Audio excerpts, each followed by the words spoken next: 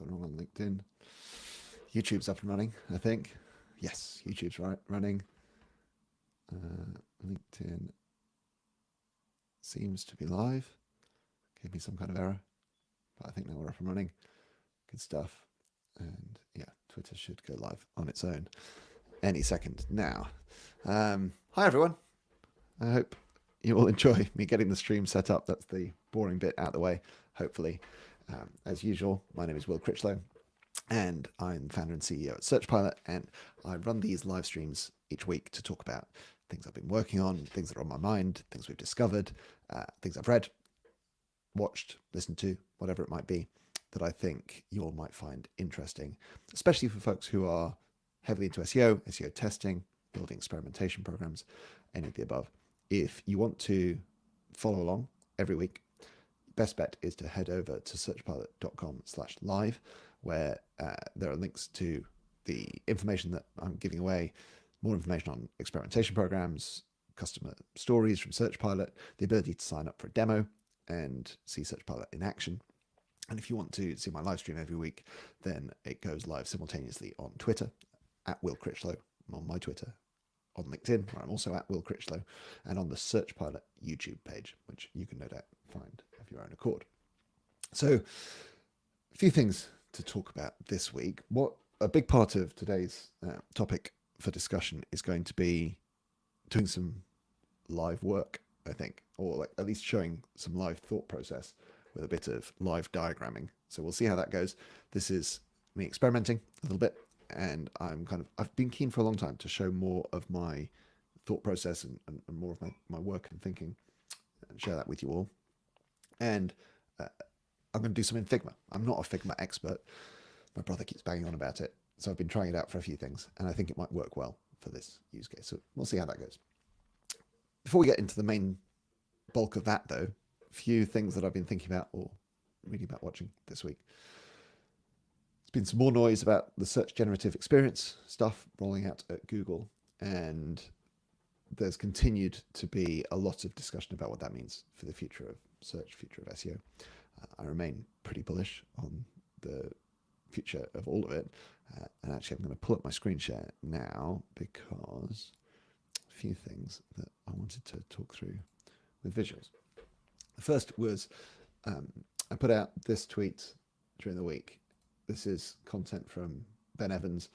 You can find it in his regular slide deck on his website. He has this big thought piece, big presentation he puts out annually, and he's had this slide there recently, and this is kind of investigating the big spike in this chart is what happened during COVID, when a lot of retail moved online faster than anyone was expecting. And there was a lot of discussion at the time with whether that was pulling forward demand, whether that was skipping ahead, what it might revert to, similar to a lot of discussions actually about the future of cities and work and all these kinds of things. I think Ben Evans' case here, which I think seems reasonable, is that what's happened is it's gone back to the trend line, which is, on the one hand, sounds a bit boring, but actually you look at what that trend line is doing and it's growing fast. And I think this interesting, e-commerce at 15% of retail, this is in the US, and growing steeply, and I mean, I would even say accelerating, right? This looks like an upward trending trajectory. That this kind of powers a lot of my optimism of what's coming. I think this is e-commerce. That's only one of the sectors that we operate in, but I think as a bellwether for the GDP of the internet, which is something that's a turn of phrase that I've heard Stripe use and I really like, continuing to grow, tons of headroom, and I think search is a key part of that. And so I think kind of fundamentally what I'm coming back to is that a lot of these potentially disruptive things like ChatGPT and so forth, are actually incremental. And I've said this before, but that's what we saw, for those who have longer memories, that's what we saw when things like social media started coming on the scene in 2007-ish, right? The launch of Twitter, launch of Facebook newsfeed. There was a lot of talk then about that taking away from SEO, taking away from organic search. And in fact, it turned out to be mainly incremental. And I think there's some similar things probably going to happen here as well. Unrelated to that, I've been thinking a lot this week about the Dallas Mavericks. And bear with me while I draw the connection and the parallel. So Ben Evans, whose work I referenced here, has talked before, actually similar to Ben Thompson, who writes the Stratechery blog, content, whatever you want to call it. They've both talked about this idea of the internet servicing niches incredibly well. So you might have some weird esoteric set of interests, in my case, SEO, whiskey, and basketball. And it turns out your people are out there. So in the interests of discovering more of my people, I have been thinking a lot this week about basketball, in particular the Dallas Mavericks. They're just looking great, right? I don't know if you all saw, I saw that the end of that game with Kyrie finishing with the left-handed floater, push shot, not really sure what you call it, finish over the Joker. And it was just incredible. I do have a point, incidentally. But anyway, that was an incredible finish. I've also been enjoying watching the Pelicans. So send me your NBA takes is, I guess, one of the things I'm saying. Again, Twitter, LinkedIn, quite easy to find. But there's something JJ Redick said on his podcast recently that connects to some of the things I want to talk about this week. Talking about the Mavericks, he talked about how dangerous they are in close games. I think there's something like they're leading the league in win rate when they're within 5 at the end of the game. Something like that. I forget the exact stat. And that's despite not having a top-rated defense. But they stand out as such outliers on their game-finishing ability, basically because it's the strength of both their superstars, both Luka and Kyrie excelling in that area, making them dangerous.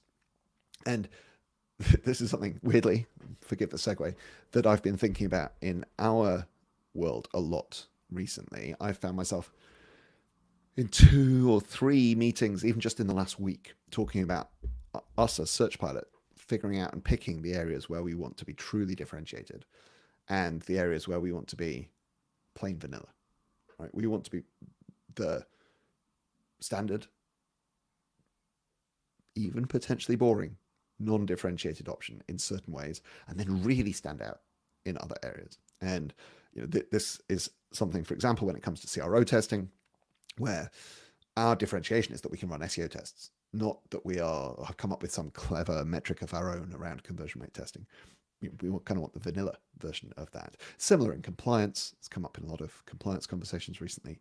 You want to do compliance in the boring way, not in some kind of radical, our lawyer thinks this is funny kind of way. And speaking of CRO testing, though, which I was thinking of us in the somewhat vanilla way, I gave this talk to the Test and Learn community at the end of last week. The Test and Learn community is mainly a Slack community. It's easy to find. Google it and you can sign up and join. I think you just have to accept their community terms, the community guidelines. And it's been a really great community for me as someone who understands a lot about SEO and SEO testing, but is a little bit more of a beginner in some areas, other areas of experimentation. And I found it really valuable. But anyway, I gave this talk at the end of last week. It's available on YouTube. As usual, I will be tweeting out and putting in the comments of the LinkedIn all of the links that I talk about here today. So you can get the YouTube stream there later. I also shared the slides. And I thought I'd just talk through a couple of the slides that I presented last week, because I thought they might be interesting to a few folks here. Remember, this was targeted to a CRO-centric audience, so folks who are expert in conversion rate optimization, user experience testing, traditional A/B testing. And that's the mindset that I was coming into this with, and the audience that I was specifically speaking to. And I said to them, I said, before running SearchPilot, I was an SEO consultant for 15 years. And many, many times I heard the conversation, I had this conversation of the phone call with the client where somebody on that team is saying, we're concerned about this SEO recommendation that's either come from us or come from the in-house SEO team or wherever. We're concerned about this SEO recommendation because we're worried it might hurt our conversion rate.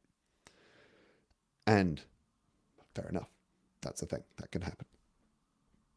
I literally, prior to founding SearchPilot, literally never, ever heard the alternative version of people saying, look, we've got these changes that we want to make for conversion rate, and we're concerned that they might hurt our SEO performance. Literally never. And that was fascinating to me. And this was kind of the groundwork for talking to the CRO community about this stuff, because this can also happen. So I talked to them about the fact that controlled SEO tests are possible these days. This will probably come as no surprise to listeners of this stream if you've heard me talk before. But if you come from a conversion rate world, you might never have seen a chart like this showing up in SEO, in the SEO space. You've seen plenty of these around conversion rate, but you might not have seen it. You might not know that you can do this on the SEO side. So controlled SEO tests are possible, and this is a winning conversion rate. This is the SEO test version. This was a test that a customer of ours ran that was a winning conversion rate test. And then luckily we got to test the SEO impact, and it was minus 25% in organic traffic. So this was just the argument, the realization that these things are interconnected. I have a whole bit in the middle, which you can follow along on YouTube or get the slides on, about why this is, why sometimes they're aligned, why Google talks about user experience as important, as about their North Star, but why there are still disconnects and why they're not exactly the same thing. And in particular, highlighting the fact that when we think about search engine impact and we think about conversion rate impact, there is a ton of overlap. Obviously, there are some things that really are only one. Meta information, things like open graph information or structured schema markup, potentially invisible to users, so probably not going to impact your conversion rate. And similarly, there are certain things on the conversion rate side that happen on pages Google can't even see. It's something deep within a logged in section or in the checkout flow of your website. Probably not going to make a difference to your search performance. But basically everything else sits in that intersection. And so I think that is something that, we're addressing this with what we call full funnel testing, which combines the conversion rate testing and SEO testing, and that's probably more a topic for another day. But as I said, if you want to get all of this kind of stuff, then head on over to searchpilot.com/live, and you can get a demo of the SearchPilot platform and various links around stories from our customers, how SEO testing works, and sign up to our email list if you're interested. And also see this cool bit at the bottom of that website. I really love the way that we do the reveal in the footer. So I hope that's interesting and relevant for some of you. But what the primary thing that I wanted to talk about today, and I promised to do some work in public, this is what we're going to talk about together, is about thinking about what is the real value of an experimentation program. This is broader than just SEO testing. This could be any kind of experimentation program.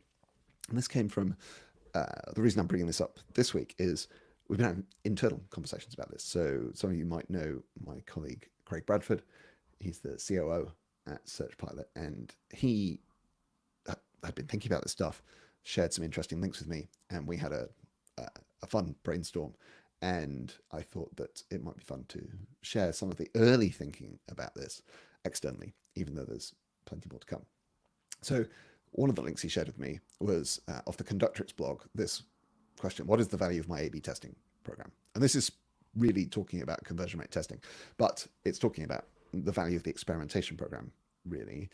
And this is quite a kind of statistical argument. It talks about type 1 and type 2 errors and the different kinds of things that are going on here. It sends you down some rabbit holes, this concept of Knightian uncertainty, which, I'm not going to get deep into it, but this is the idea that there are different forms of risk. There's kind of the quantifiable probabilistic stuff, and then this Knightian uncertainty, which is in some sense unquantifiable. It's about the limits of your knowledge and the limits of your ability to forecast, see what's coming.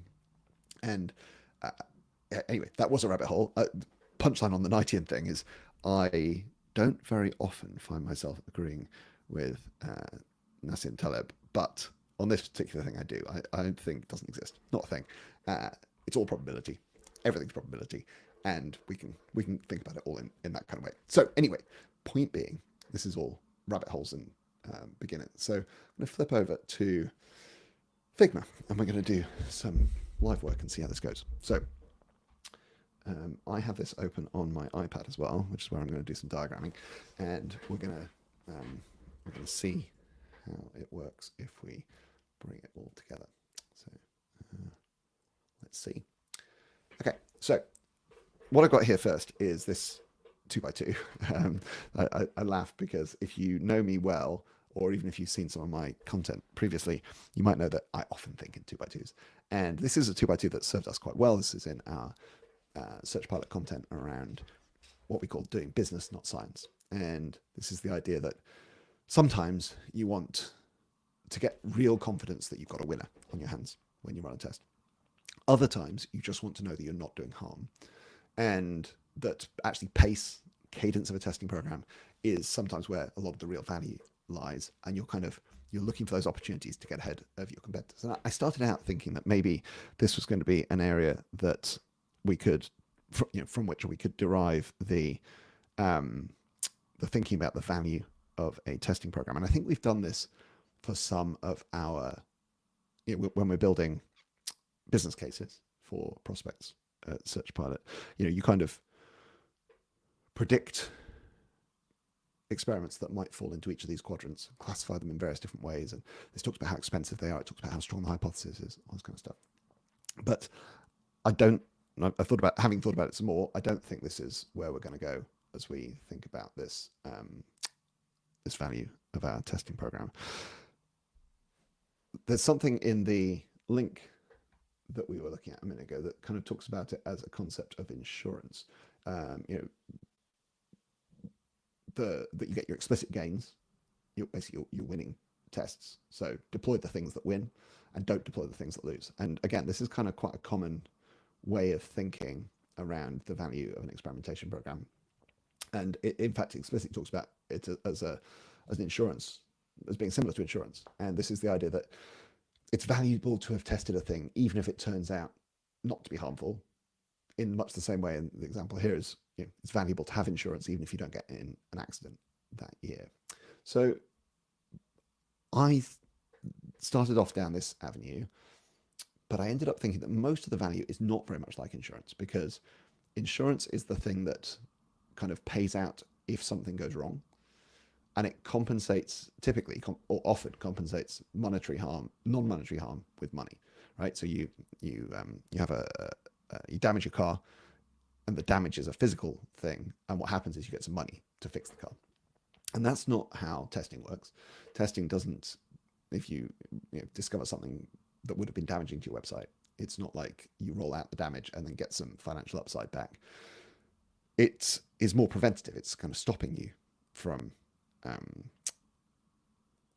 having that damage happen in the first place, that's different to insurance. That made me think, maybe that's more like a seatbelt, something like that. Anyway, let's think about this again in my classic way as a bit of a 2x2, because I think it's different in each of these quadrants. So let's imagine that we set ourselves up with a 2x2 where what we have here is this axis is about whether the test won or not. So top half is winning tests, bottom half is losing tests. And then imagine you're thinking about your hypotheses. So this is like think about how you're thinking about it before you know whether it's a winner or not. So this is, on the right hand side, is things we would ship if we had no testing program. So if we, for whatever reason, didn't have a testing program, couldn't test anything, then is this a thing that we would want to do? And so this is going to be, the far right hand side is best practices, things that we've heard have worked for other people, things we're very confident are going to work, our best guesses of the things that are going to work. The other extreme, of course, then is things that we would only do if we have something that's a proven winner. So this is your kind of wackier ideas, I guess. The things that you would, if you didn't have an experimentation program, you wouldn't even think of putting these anywhere near your website.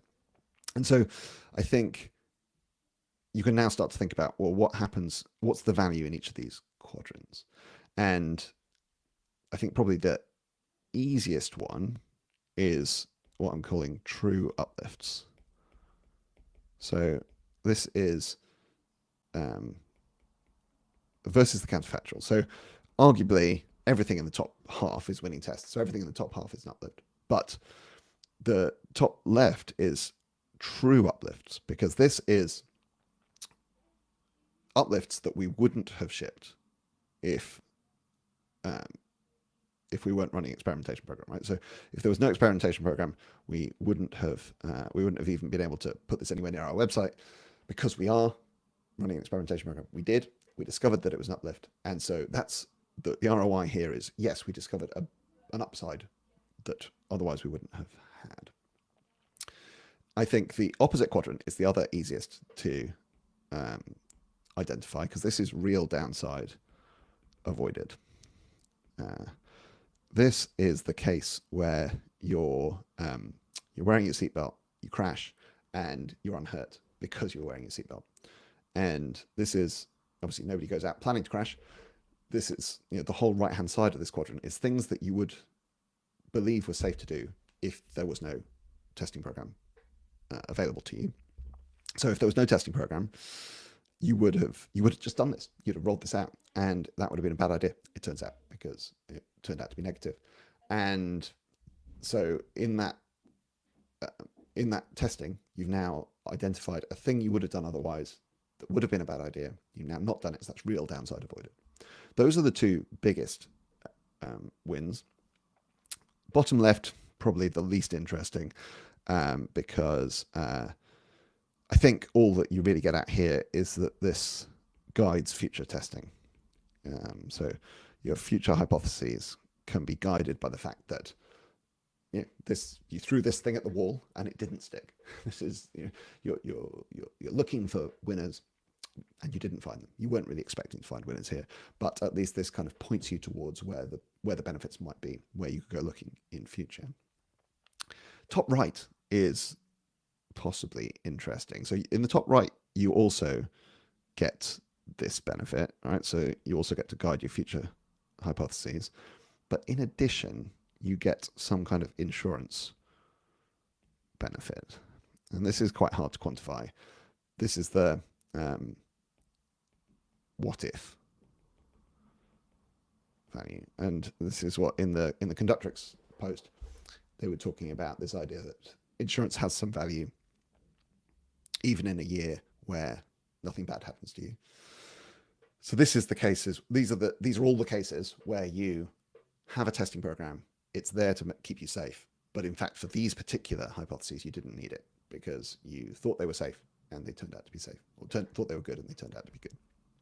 So this is something. This is kind of one avenue of thinking. So I got to thinking about that, and then I got one level deeper. And as I think about this, I realized that this only talks about winning and losing tests, right? And is there something interesting that we can say about tests that come out as neither winners nor losers? I think maybe there is. So let's kind of quickly reproduce this, but instead of having just the two, the binary of winners and losers, now we have the positive tests, the negative tests, and in the middle we have the inconclusive tests.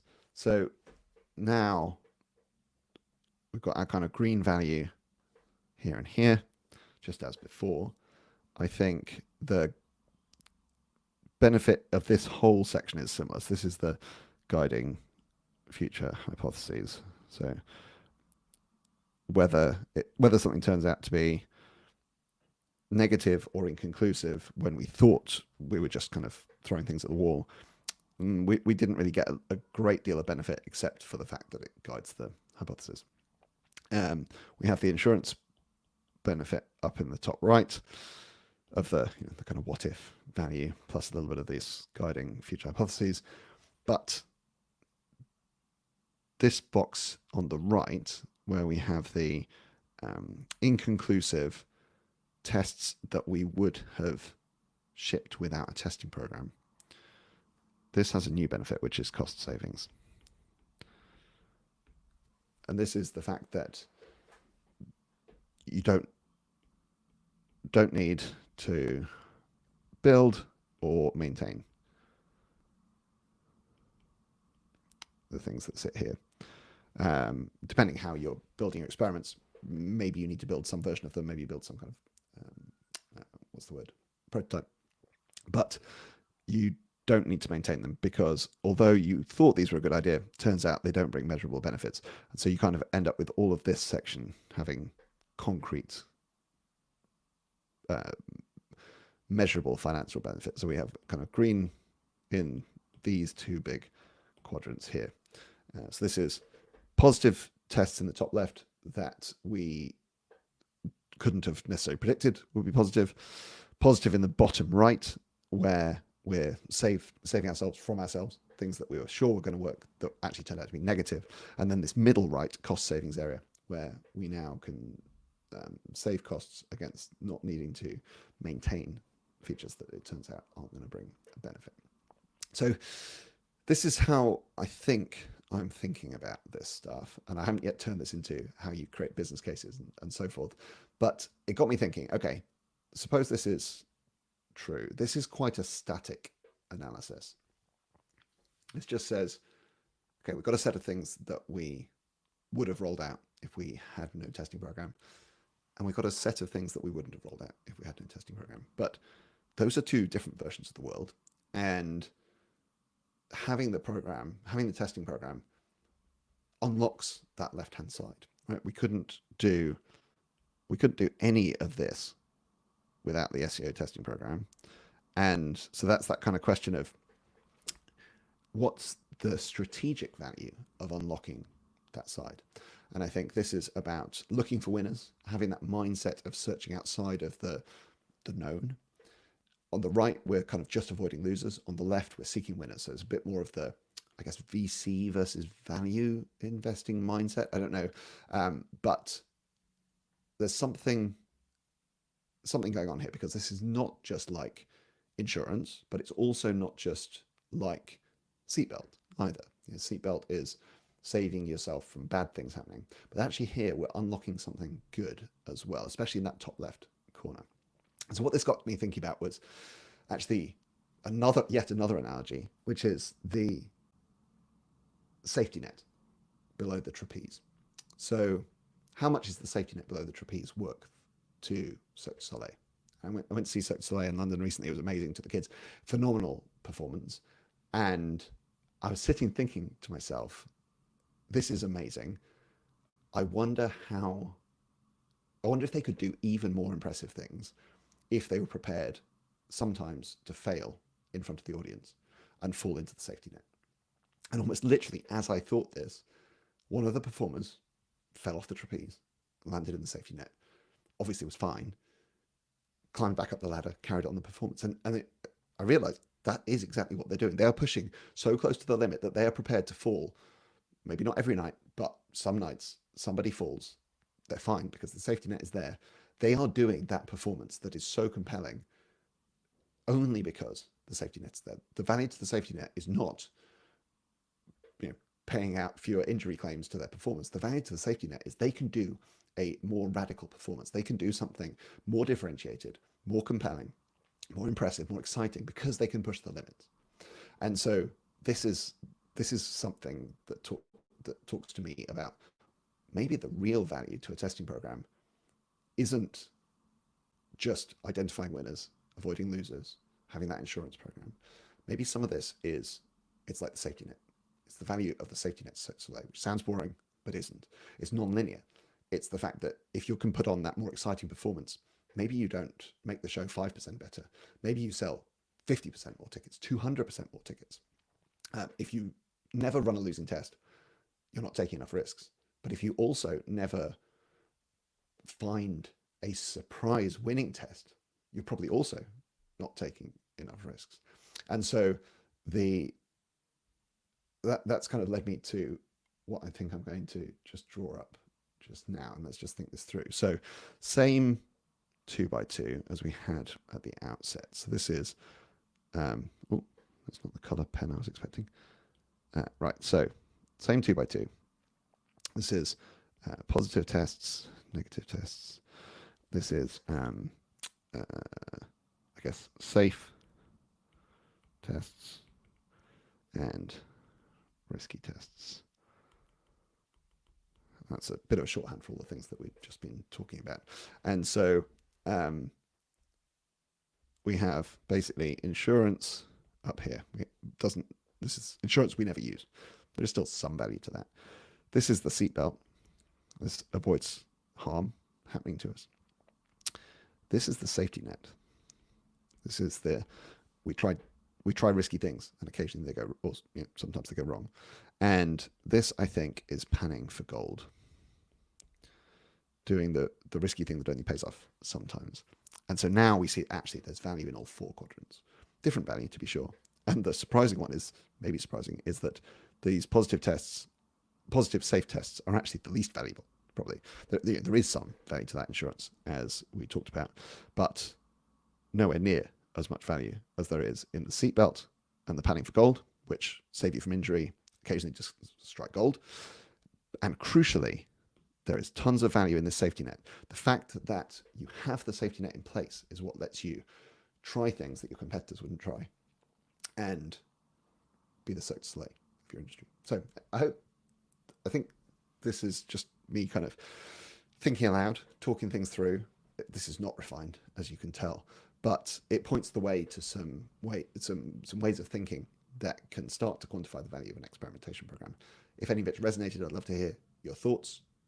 As always, this live stream goes out on my personal Twitter and LinkedIn, where I'm at Will Critchlow on both, and it goes out on the SearchPilot YouTube stream. But Twitter and LinkedIn are great places to send me your thoughts. If any of this has resonated, or if it makes you think of something that maybe I've missed, or that I could be thinking about, I would love to hear from you. So definitely fire that over to me. As we wrap things up, we're getting towards the end. I'm just going to talk through one other work in progress piece of thinking that I've got going on at the moment, which again is not finished and finalized, but also in Figma. This is about testing maturity. So hat tip to Heather Physiok, loved her work on the SEO maturity or search maturity model, which talked about MozCon and published on the Moz blog.